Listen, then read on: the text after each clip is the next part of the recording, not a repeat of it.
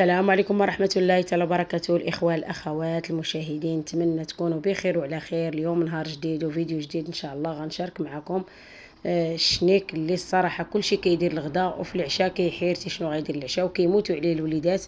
نشارك معكم الشنيك مالح الصراحة جد رائع، بدون دجاج بدون لحم بدون ماشي شي تكلفة اللي هي كلشي موجود في كل بيت. وغنشارك معكم المقادير ان شاء الله وجربوه وردوا عليا راه غادي يعجبكم. عندي هنايا نص كيلو ديال الدقيق الابيض، وعندي كاس صغير ديال الزيت، وعندي بياض البيض اللي فصلته على الصفر غنزين به، وعندي 2 معالق السكر، 2 معالق خميره، نسيطر الحليب اللي دفيته، وقبيصه ديال الملحه. ونبداو على بركه الله، ونتمنى التصوير يكون واضح ان شاء الله. عندي هنا غندير قبيصه ديال الملحه هي الاولى تقريبا راس المعلقه، وعندي هنا غندير 2 معالق سكر سنيده اللي كيجيب اللون ذهبي، وعندك هنا كاس صغير ديال الزيت النباتيه هانتوما كيف ما كتشوفوا. وعندي هنا البياض البيض اللي حيت ليه الصفر غادي نزين به باش ما يضيعش البياض، نعجنو في العجينه. وعندي هنا 2 معالق ديال الخميره ديال الخبز،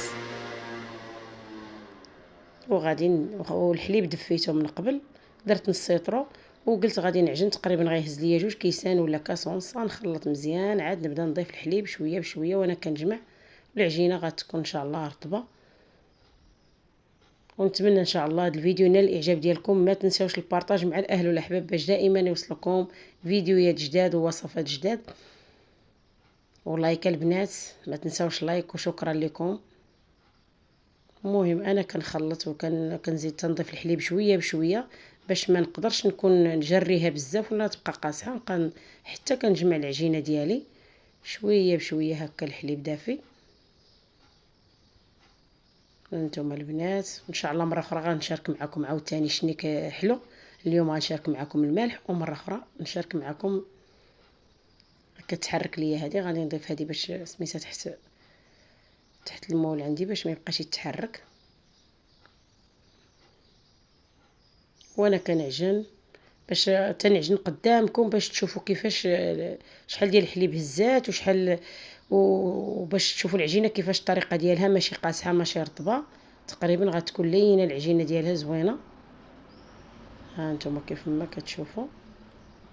ما بغيتش نسرع الفيديو باش البنات اللي مبتدئين ولا البنات اللي ما عمرهم داروا شنيك ولا شي حاجه ما كيصدق ليهمش. هذه هي الطريقه راه مضمونه ما تندميش عليها. العجينه ديالها جد رائعه، وتقدري هاد العجينه ديريها حتى في البيتزا كتجي رائعه،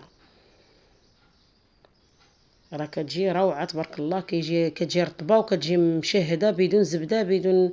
راكم شفتوا البياض البيض غير انا ما كنديروش غير حيت فصلت البيض على الصفر على الابيض باش نخليه نزين به. ما بغيتش البيض يضيع وقلت من الاحسن نعجنه. السكر راكم شفتوا غير 2 معالق.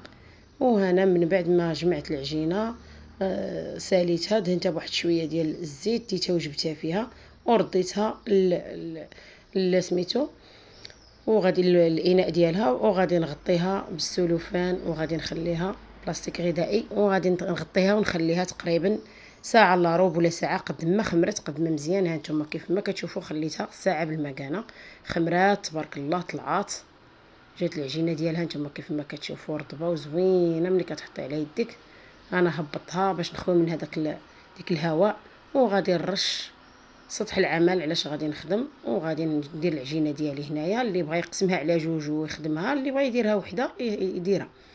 انا عندي البلاصه فين غادي نخدم كاين اتساع، خويت البوطاجي على قبل فين نسرحها، وغادي نرش بالدقيق.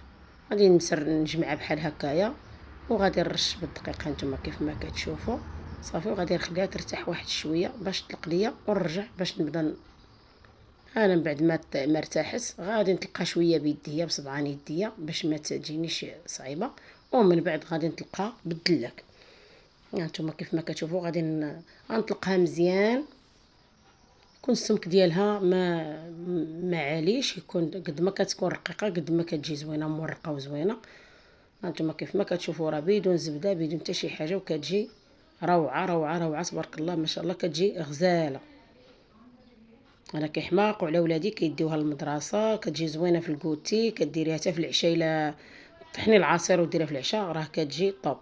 بعد ما سرحتها، هادو هما الحشوه اللي عندي غير مكلفه. عندي هنايا لاصوص طوماط اللي درت فيه شويه البزار والملحه، وعندي 2 علبات ديال الطون اللي صفيتهم من الزيت، وعندي الفرماج موتزاريلا ديال البيتزا. الطريقه ديالها اللي غادي نخدمها بحال البيتزا، هانتوما كيف ما كتشوفوا. غادي ندهن العجين ديالي، غنسرح فيه هذيك لاصوص طوماط مزيان، ندير ليها شويه البزار والملحه باش كتعطي واحد المذاق اللي زوين.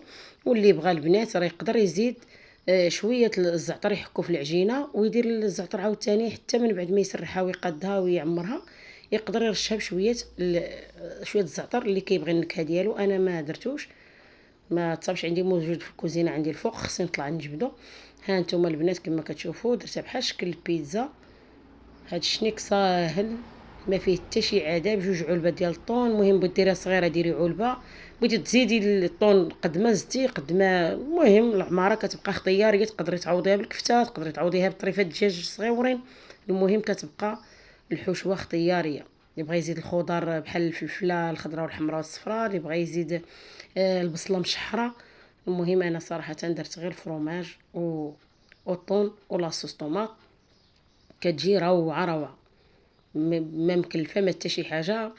كنديروا دائما البيتزا، وغادي ندير هنايا الفرomاج ديال البيتزا باش كتجي معلكه من الوسط، كيعطي واحد المذاق رائع، كتجي روعه.